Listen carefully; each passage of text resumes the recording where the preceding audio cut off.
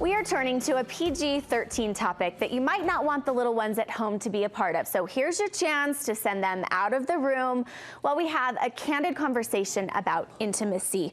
We're sharing ways to help you improve intimacy and strengthen your marriage. Joining me is Brotherson, an author, marriage and family counselor, and sex therapist. You help a lot of couples with this. What kind of impact does it make on a marriage when you focus in on intimacy? Oh, it's huge. It's one of the more neglected areas of a marriage, and so yeah, anytime we get to talk about it or work on it a little bit, it's so helpful for couples. And of course, you know, most men, this is their primary way they feel loved. So when this part isn't working well, you can figure out what kind of impact that's going to have on the marriage. Plus, it's really important for women as well. They just don't always know that yet. So there is a little bit of a stereotype that it's harder for women to shift into the intimacy. Is that true? Do you find that to be common? Yeah, for sure. Because women are about 4 steps away, and this is a couple of other chapters in my book, but because women are a couple steps away from desire, we're not walking around with the feeling of I want to. Husbands tend to be walking around with that feeling, and so we have more of a contextual sexual desire where we need to feel like we really like our spouse, he was nice to us that day, whereas a man is a little bit easier, not always, to just kind of be ready when the opportunity presents itself. So we have to kind of work at it a little bit. So what can help women get there or get in that mindset to be ready for intimacy? Yeah, well, and the primary way is that our desire is fueled by emotional connection. So that's kind of outside the bedroom stuff. It's also inside the bedroom stuff. But then more specifically, as we're talking about kind of transitioning, transition is things like, how can I kind of get out of mommy mode and get into wife mode and, you know, lover mode? And how can I focus my attention? Because we're the World Wide Web. So we have 500 things on our mind at all times, and so we've got to focus in. And so there's a little bit of a warm-up process and a transitioning process. And one of the things that I help couples with is bridges to desire.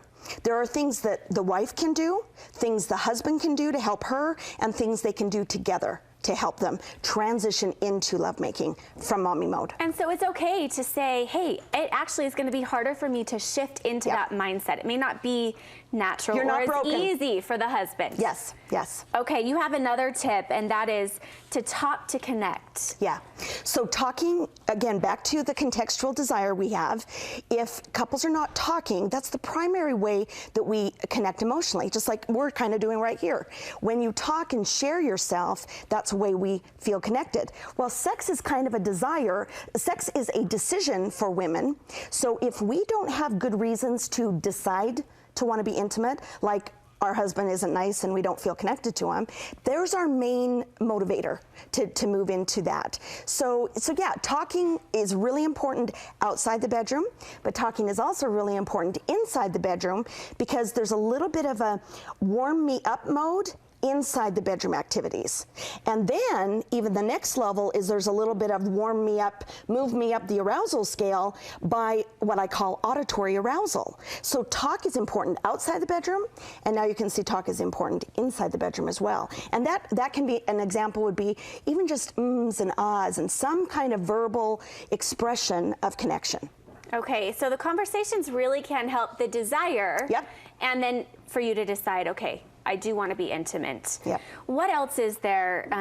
Touch?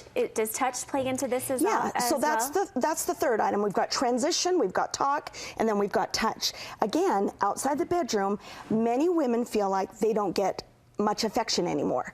Once they start having sex, once you're in marriage, sex kind of demands all the attention and affection kind of goes to the wayside. Well, again, our desire is contextual. So if we don't feel like you want to touch us your husband wants to touch you other than when he wants to have sex with you, it doesn't help your context. So that touch, that non-sexual affection outside the bedroom is so important for our warm-up. But then the other kind of 2 pieces of touch is inside the bedroom, a lot of women are not getting enough foreplay to help them up the arousal scale. And then even the third level is there's very specific, sexual stimulation that women need, or they're not going to be able to probably reach a climax. So all of those parts are really important, and couples don't always get that. So how do couples get on the same page? Because there are a lot of steps. You've just explained I know, a I'm lot sorry. of things to think about, but it can be a challenge, I think, Yes. sometimes to make sure that you are understanding each other and understanding that it does take more than just a switch. Yeah, this is why I've written 2 books, because like my latest book, Knowing Her Intimately, I walked through, there's just 12 T's. It was so great that it all fit into T's. You know, talk, touch, time, transition, technique. So people can read a book is usually your best way, because you can read a book together, talk about things together, and really figure out, okay, does that apply to me? Do I need to work on this area? I had a cute couple just the other day in counseling where she's like, okay, I went through your 12 T's, like you said, and kind of rated myself on each of them to see where my areas are that are, you know, a little fuzzy. And she goes, so I came up with this one and this one and this one. So that's where we could focus. And then they can get on the same page there. So taking an inventory of where you are, what works, what doesn't, that can all help.